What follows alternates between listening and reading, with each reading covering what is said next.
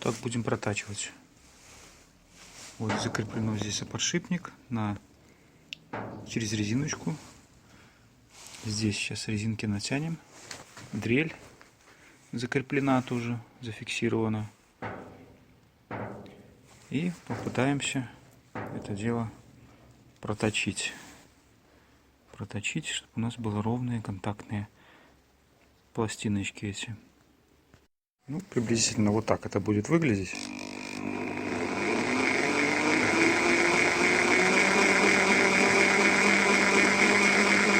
Позову сына и вместе с ним попробуем.